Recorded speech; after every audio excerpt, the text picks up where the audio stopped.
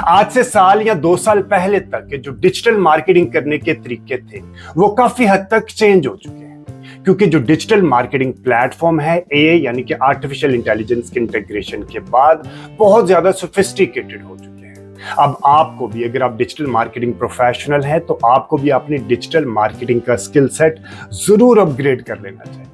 आज इस वीडियो में मैं आपको कुछ ऐसे चेंजेस बताऊंगा जिससे आपको आइडिया होगा कि डिजिटल मार्केटिंग प्लेटफॉर्म कितने ज्यादा सोफिस्टिकेटेड हो चुके हैं। ठीक है, हम पहले क्या करते थे, हम अगर गूगल एड अकाउंट हमारा न्यू है तो जब हम गूगल के ऊपर अपनी एड रन करते थे तो हम जो बिडिंग स्ट्रेटेजी होती थी वो क्लिक्स की बेसिस पे रखते थे। क्लिक यानी कि हम शुरू में अगर हमारा गूगल के ऊपर एड अकाउंट न्यू है तो हमारी बिडिंग स्ट्रेटेजी कभी भी कन्वर्जन या कन्वर्जन वैल्यू नहीं होती, क्योंकि हमारी जो अंडरस्टैंडिंग होती थी कि यार गूगल के पास तो आपका डेटा ही नहीं है, आपका कंज्यूमर का डेटा ही नहीं है, तो वो आपको अच्छी कन्वर्जन कैसे ला के देगा। That was right at that time, यानी कि उस वक्त सही था।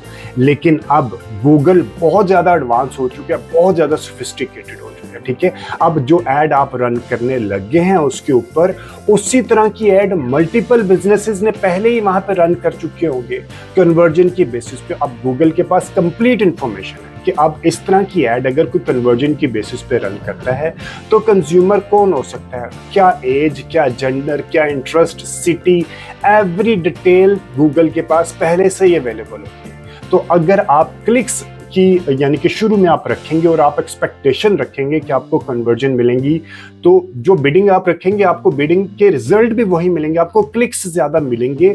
उनमें से आपको कन्वर्जन मिलती है या नहीं मिलती, दैट्स अ सेपरेट डिस्कशन। लेकिन अगर आप कन्वर्जन की बिडिंग रखेंगे तो आपको कन्वर्जन ही ज्यादा मिलेंगे, यानी कि चांसेस हैं कि आपको ज्यादा कन्वर्जन मिलेंगे। यानी कि ये मिथ तो पहले एक खत्म हो चुका है कि हम शुरू के अगर हमारा गूगल एड अकाउंट न्यू है तो हमें क्लिक्स की एड रन करनी चाहिए, बिडिंग रखनी चाहिए, हमें कन्वर्जन आफ्टर सम टाइम रखनी चाहिए।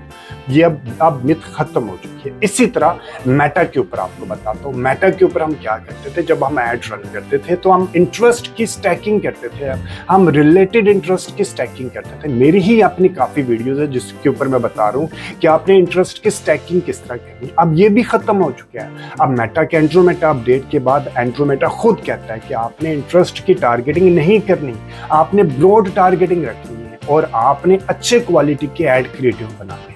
अब आपके एड क्रिएटिव की बेस पे, आपके डिस्क्रिप्शन, आपकी हेडलाइन, आपकी कॉल टू एक्शन की बेस पे मेटा आपकी एड राइट ऑडियंस तक खुद लेके जाए। अब आपने अपनी स्किल सेट को किस तरह अपग्रेड करना है, अब आपको फोकस करना है ज्यादा से ज्यादा कंज्यूमर के ऊपर। आप अपने कंज्यूमर को अच्छी तरह अंडरस्टैंड करें, आप अपने कंज्यूमर का पर्सोना बनाएं। ठीक है, वो भी आप एआई की मदद से आप खुद बना सकते हैं। बहुत आसान है, अब आपको ज्यादा वर्किंग, अपने दिमाग को ज्यादा यूज भी नहीं करना पड़ेगा। ठीक है, अब आप क्लाउड एआई की मदद से बहुत अच्छी क्वालिटी की डिजिटल मार्केटिंग स्ट्रेटेजी बना सकते हैं। आपने फनल बेस्ड मार्केटिंग स्ट्रेटेजी बनानी है। ठीक है, टोफू, मोफू, बोफू, टोफू के ऊपर कौन से ऐड क्रिएटिव रिक्वायर्ड है, मोफू के ऊपर कौन से ऐड क्रिएटिव रिक्वायर्ड है, बोफू के ऊपर कौन से ऐड क्रिएटिव रिक्वायर्ड है। आप अपने स्ट्रेटेजी की बेस पे ऐड क्रिएटिव बना के, आपने ये नहीं करना कि एक ही ऐड क्रिएटिव बना के आपने पूरे की पूरी आपने उसी ऐड क्रिएटिव को चला देना है फनल की हर स्टेज पे। आपने फनल के हिसाब से चलाना है। एक कैंपेन आपने टोफू पे चलानी है, एक कैंपेन आपने मोफू पे चलानी है और एक कैंपेन आपने बोफू पे चलानी है। ठीक है, और इसी तरह आपने रीटारगेटिंग, मोफू और बोफू रीटारगेटिंग के लिए यूज होता है। इसी तरह की अगर आपको डिजिटल मार्केटिंग से रिलेटेड मजीद टिप्स चाहिए तो आप मेरे चैनल को सब्सक्राइब कीजिएगा। मेरे चैनल के ऊपर आपको मिलेंगी क्लाउड एआई की मदद से या चैटजीपीटी या एआई की मदद से डिजिटल मार्केटिंग स्ट्रेटेजी और डिजिटल मार्केटिंग एग्जीक्यूशन से रिलेटेड कंप्लीट वीडियोस।